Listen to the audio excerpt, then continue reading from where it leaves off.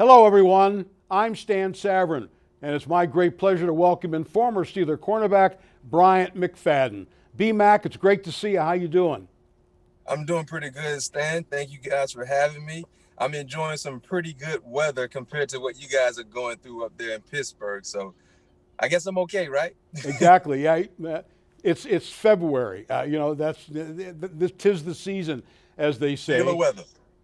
Brian, let's go back to the very beginning. You're coming out of Florida State. You're a second-round draft pick of the Pittsburgh Steelers. It's interesting to me on two different levels. For one thing, you're coming to a team that had just played in the AFC Championship game.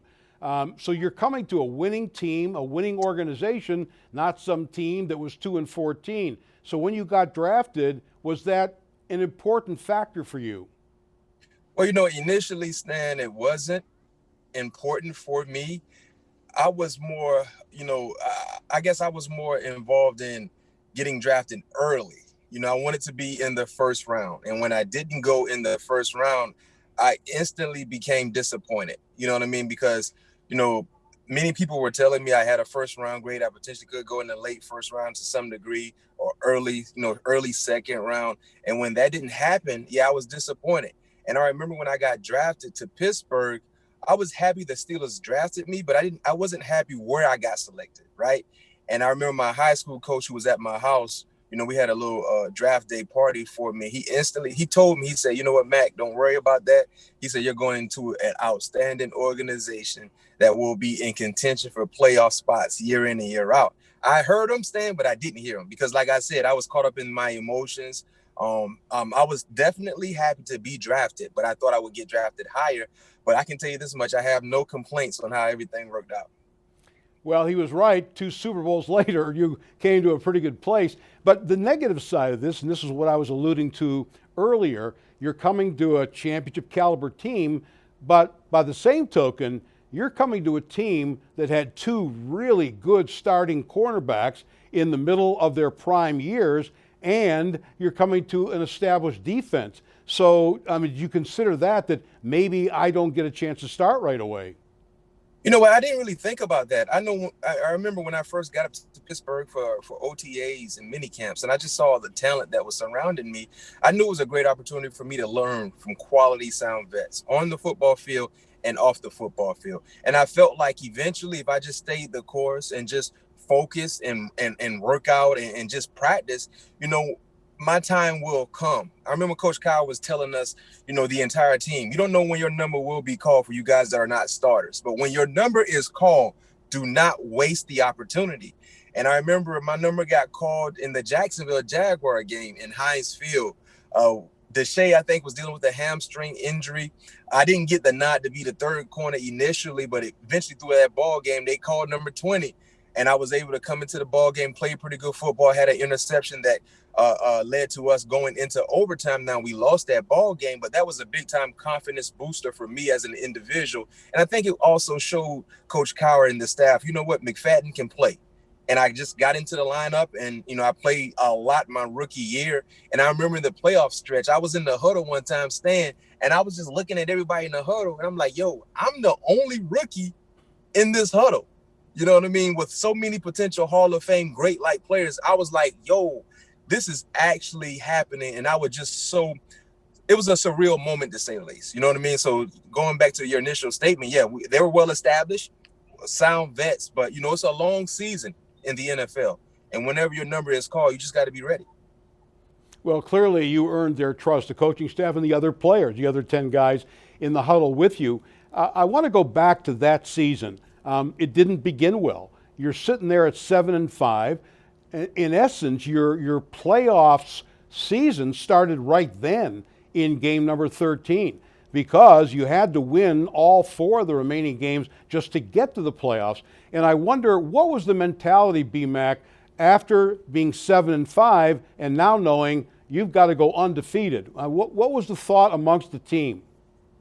We instantly got in a game 7 like mode mentally. I remember Coach Cowher came into the team meeting room that next week, right? Like you said, week 13. And he just said, it's a 1 week league for us. You know what I mean? 1 game week, basically. We take one game at a time, because if we lose, we know we're out of the playoffs. And I think that next ball game was against Minnesota, if I'm not mistaken, in Minnesota. And it was a tough ball game. Defensively, we really played real good style football. We won that ball game. And I think that just was the domino effect for us. And I think understanding and knowing, Stan, we had no room for error, we were relaxed. Because granted, most experts and analysts felt like, you know what, the Steelers won't get into the playoffs. So everybody was counting us out, except the people in the facility there on the south side. So just having that Game 7 like mentality and being able to use that same thought process into the playoffs led to us eventually getting to the Super Bowl. You know, one game I think that sticks in my mind, and I know sticks in Steelers Nation mind, is the game against the Bears, Heinz Field, snowy. Jerome Bettis just knocks Brian Urlacher into the north side somewhere. And I wonder if you were on the sideline and you actually saw that, and what effect that may have had, because I know people they still talk about that when Jerome did that, just bowled him right over into the end zone. Yo, Stan, I was sitting on the bench looking at the Jumbotron, and I remember just that the elements in that ball game with the snow, it just felt like it was going to be a very, very good day for Steeler Nation, right? And when I saw Jerome run over Urlacher, I was like, this is why they call him the bus. You know what I mean? And he closed the game out for us. That was his weather. That was his the elements fit his running style to the T. And just being able to, because remember too, Stan, the Chicago Bears that year had a real good defense. I think they had the #1 defense in the National Football League. And I think Urlacher was the Defensive Player of the Year, if I'm not mistaken. So just being able to run through the defense in the manner in which our offense did, and then capping the game off with that touchdown, it did a lot for the entire team. It boosted morale of the entire team. And I remember Heinz Field just went crazy when that happened. And JB, man, that's why they called him the bus. I remember I said to myself, yo, that's why they called him the bus, because the bus was rolling and you didn't want to get in the way of the bus. Or a Mack truck. It was more like your name, Mack. That was just so Steeler football. It was so Yes. Pittsburgh. That's why people went crazy. It wasn't just the touchdown. It was the way they achieved it. But speaking of closing out games with Jerome, you know where I'm going. I'm headed to Indianapolis now. And, you know, here you are. Looks like you're going to wrap it up. Jerome fumbles like the first time virtually all year long. Ben makes the miracle tackle. And I want to know about the swing of emotions on defense.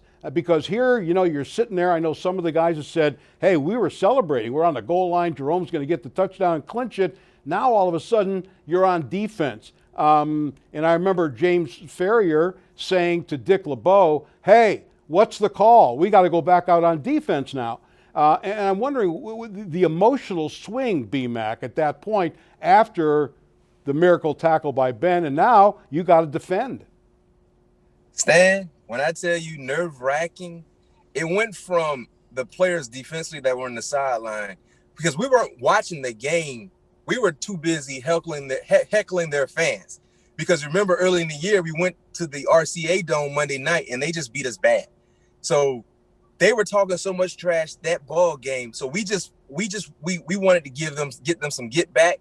And we were just talking trash because we felt like, hey, the closer is in the game. We're going to close this game, get ready for next week. So we just talking so much trash to their fans, and we just heard their fans just stand up and go crazy. So we were like, why are they going crazy for a Pittsburgh Steelers touchdown? When we look back, we see Nick Harper with the ball in his hand, and we like, what just happened? And when Ben it went from not knowing what happened to how Nick Harper got the football to Ben, somebody get him down. Like you said, Ben came with an unbelievable shoestring-like, ankle-like tackle, and we ran on the football field. The sudden change was not there. And James Ferrier is correct. We were in the huddle, and we were just looking to the sideline, and Coach LeBeau was in a state of shock. And James was like, Dickie, what's the call? Give us a call. And he gave us a call, and we were like, man, listen, worst case scenario, they attempt a field goal, but they're not getting in the end zone. And that just was the mentality we had. You know what I mean? My coach at Florida State used to tell me all the time, a man will only beat you if you let him beat you. You know what I mean? Mentally, if you let this man beat you, it would show up in the physical standpoint as well. Don't let a man beat you. You miss a tackle, you only miss a tackle because you wanted to miss a tackle. If you wanted to make that tackle, you'll make that tackle. And for us, we were determined to not let them get into the end zone. And we were able to do that. Well, you were a major factor in that. Now, here you are, a rookie, and Peyton Manning in his prime, in his heyday. And not only did they test you, but they tested you with a Hall of Fame receiver in Reggie Wayne twice. I mean, clearly Manning said, I'm gonna attack this rookie over here. I'm not gonna mess with Ike. I'm gonna attack this rookie. And they back-to-back plays, and you defended Reggie Wayne and knocked the ball down twice. Take us through both of those plays. Well, Stan, you remember earlier I said I looked in the huddle throughout my rookie year and I realized I was the only rookie in the huddle, right? And during those sequence of plays that you're highlighting, I was like, oh, shoot. I already know where Peyton is going with the football. I said, man, I just knew he was going to come my way. And we call multiple fire zone calls defensively. And that's basically man-to-man for the corner. And I was basically man-to-man, lining up opposite of a Hall of Fame-like receiver and a Hall of Fame quarterback. And I said to myself, I don't want to be the reason why we lose this ball game. And, I just went, my antennas rose up extremely high, Stan, and I just knew he was coming my way. And if you look at that play, they took a shot. They weren't trying to nickel and dime to get into field goal range. They were trying to win the ball game. And I had great vision on the ball. Usually, and when you play fire zone coverage, it's a man coverage for us. So usually I would man turn, which is turning to the wide receiver. But something told me to zone turn to be able to have vision on the football, to play the football. Stan, so many times when you watch a game, you see a lot of defensive backs not play the football. And that's because they don't locate the ball. And usually when you turn to the wide receiver, you don't locate the football in time enough to be able to play the football. But because I was able to zone turn, something that our coaches don't really emphasize, they didn't emphasize, man coverage, you man turn. But I was able to zone turn, and that put me in position to see the ball as soon as it left Peyton's hands. And I just wanted to fight. Because if you look at that highlight, even though I got my hands on the football first, Reggie still was clawing, trying to catch the football. And I was just fighting to the end. And something that Coach Andrews at Florida State used to tell us all the time, fight until you hear the whistle blow. If you don't hear the whistle blow, you keep fighting. You keep jawing at the football. And that's what I was able to do. And then the second play, it was kind of a communication error between Peyton and Reggie, because Peyton threw the stop route. Reggie ran the hitch and go. See, they ran a hitch and go on me because they tried to get right back to the end zone, thinking I was going to bite. But I just had good vision on Peyton, along with in my peripheral seeing Reggie. And I broke on the ball when Reggie was running the go route, the hitch and go part. And Peyton almost threw it to me.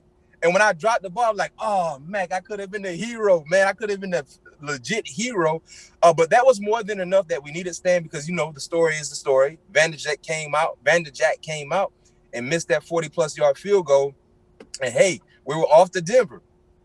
Absolutely. Mike Vanderjack should be in the Steelers Hall of Honor for missing that field goal. What amazes me, B-Mac, and I've experienced this with athletes in all sports, this is 15 years ago now, and you remember every single defense, every single detail of those two plays. It's remarkable to me that you can recall every single nuanced detail all these years later. Yeah, for a few reasons. Number one, Stan, I didn't breathe. I was nervous because of because of the atmosphere and what it meant.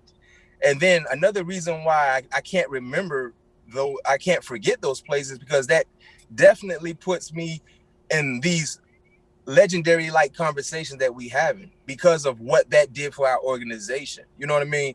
For us to be the first organization to get 6 Lombardis, we had to get the 5th one first, right? And if we don't get the 5th one, you can't get the 6th. And then outside of that, looking at the Hall of Fame-like players that were able to benefit from that game and getting the championship, Jerome Bettis, you know what I mean? Coach BC, Bill Cowher, being able to get that ring for him. And then he rides off in the sun. And then Troy. So just the players that were a part of that team, and just being able to get to that point, and I had a hand to play in that game as well. Something that's one of the more iconic memories in my professional career, and it all happened in my rookie campaign. And of course, Alan Faneca, just elected to the Hall of Fame Yes, through the yes. key block on Willie Parker's 75-yard touchdown run. When you look back on it, will those two Super Bowl victories, Bryant, be the highlight of your career? No doubt, because one thing that we emphasized in Pittsburgh was team. One player make a play, we all make a play. And for us to get to that level, to be able to win multiple championships, everybody had to play a part in that, in the efforts. Not if you weren't a starter, you had a role. If you were a special teams guy, you had a role.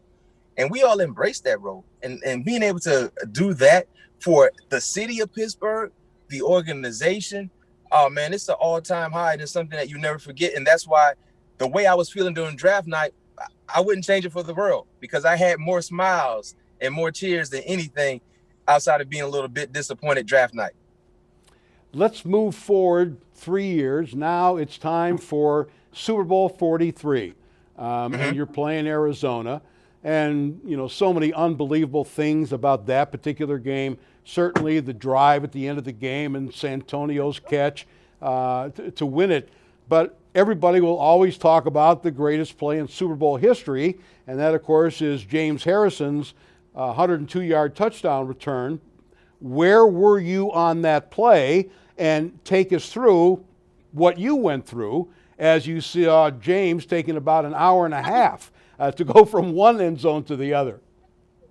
Yeah, well, actually, I was on the sideline during that play. We were in a Max Peel Blitz Zero, if I'm not mistaken, concept where everybody was blitzing. And that's the unique thing about James, because Kurt Warner actually made the right read, because James Harrison wasn't supposed to be there. But just being instinctive and just being James Harrison, he didn't blitz. He ended up faking like he was going to blitz, and he dropped right back into the direction of the pass, and they hit him dead in the chest. But one thing I would like to highlight is the week of preparation in Tampa.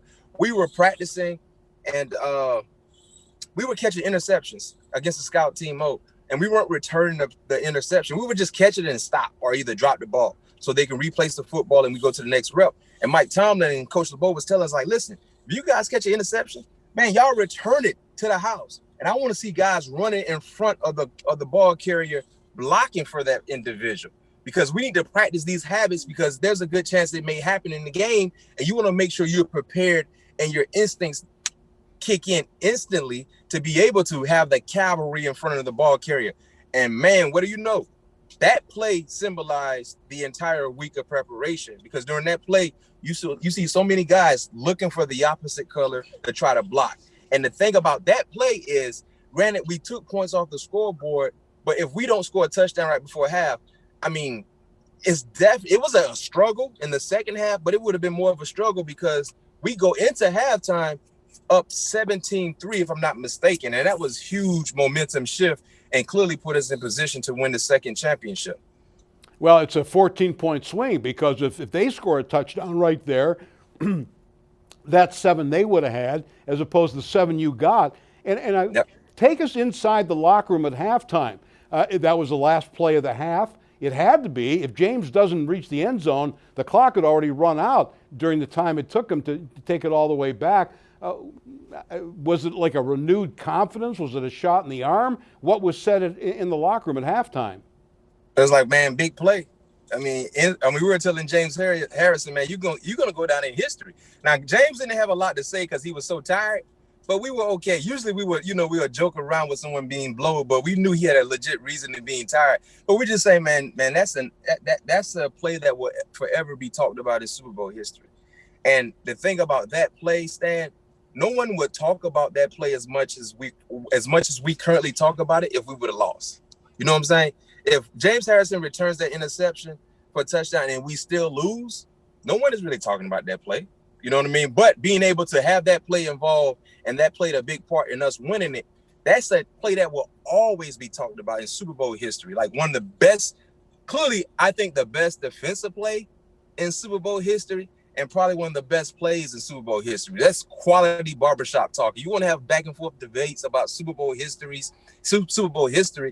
you can't start that conversation without James Harrison's pick six, the immaculate interception, to say the least. Yeah, that's both in Pittsburgh, of course. Do you compare or contrast the victory in '05 against Seattle versus the victory in '08 against Arizona?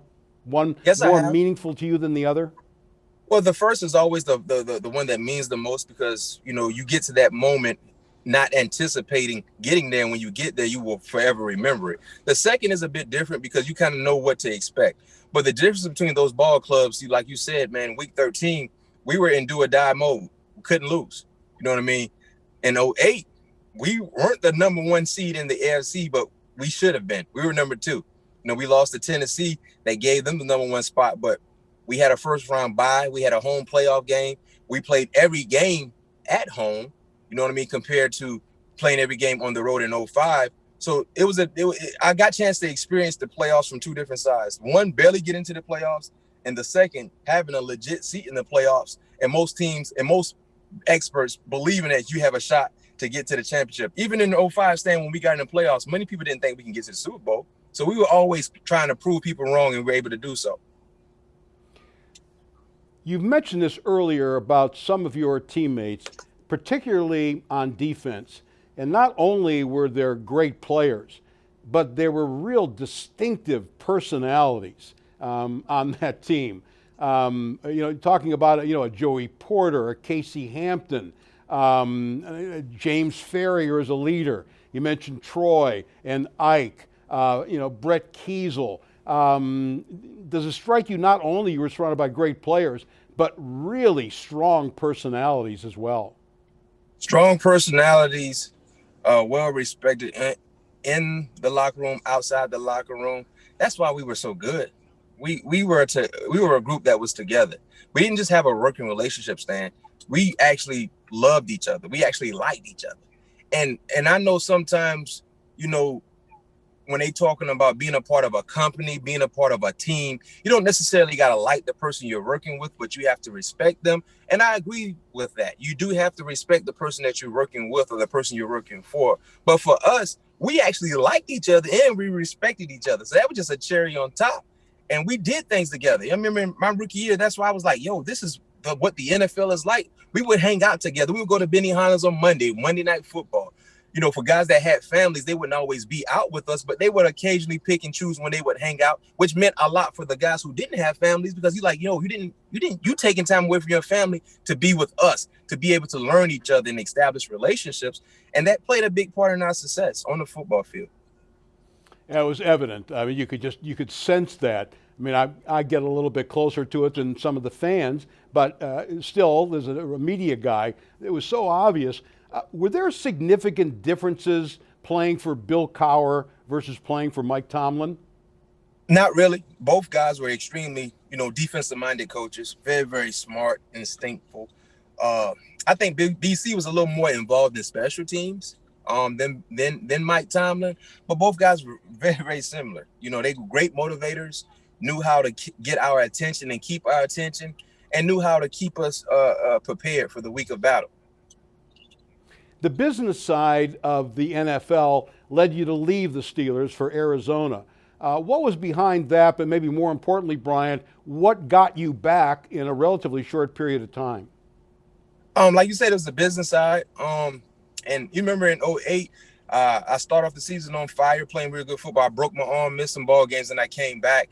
And then when I came back, it was more, it was kind of like a rotation to some degree. And then when the season was finally over, I guess Pittsburgh felt like, because they did offer me a contract, but Arizona offered a little more. And I decided to go to Arizona. And I remember when I went to Arizona when the season started in '09, I kept hearing that, the Steelers wish they had me back or whatever. I wish I never left. And the feeling was mutual because I felt like, you always want to have a chance to go back, be a repeat champion, right? And it would hard if I couldn't do that not being in the Steeler uniform.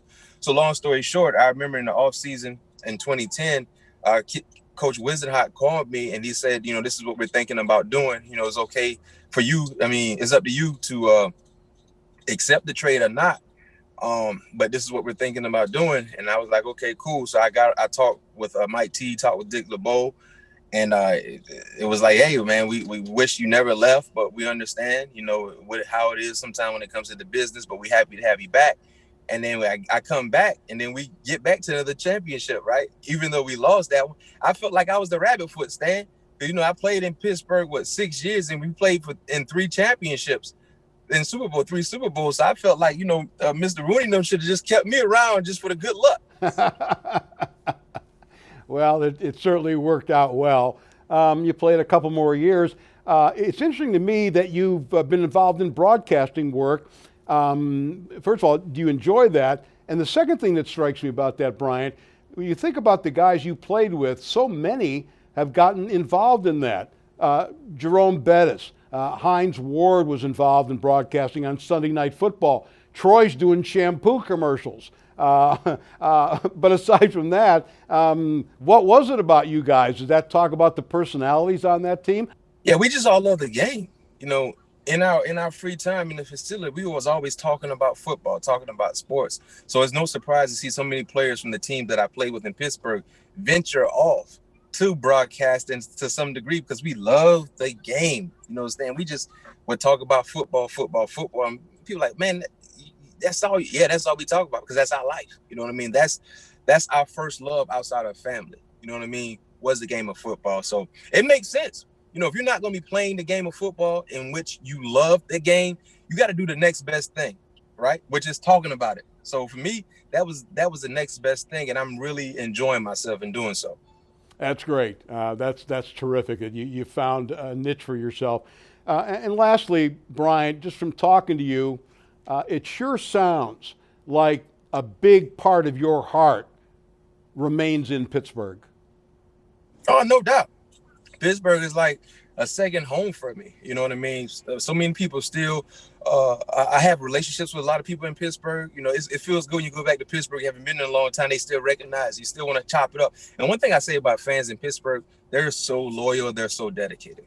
You know what I mean? And the support doesn't go unknown from the player standpoint, just the city in general. And I think that's what I loved about the teams that I played with. We embody the city, the image, hardworking, physical, no excuses, and willing to go to battle at any given time to win. And that's how the people are in Pittsburgh. Hard working, no excuses. They just put their head down and chop wood. And when that tree fall, you find another tree in the forest to go chop at. And then when that one fall, you go find another tree. And that's all we were doing in Pittsburgh was chopping wood and winning championships in the process. Well, it's like Howard Cosell once said, when you come to Pittsburgh, you not only play the Steelers, you have to play the entire city. And that's pretty much the way it is. B-Mac, it was so great catching up with you. I know the fans certainly enjoyed it. Really happy you're doing so well. Thanks so much for spending this time with us today. Thank you for having me, Stan. Anytime. Go Steelers. You got it. Bryant McFadden, once a Steeler, always a Steeler. And we both want to thank you for joining us for this conversation. Thank you.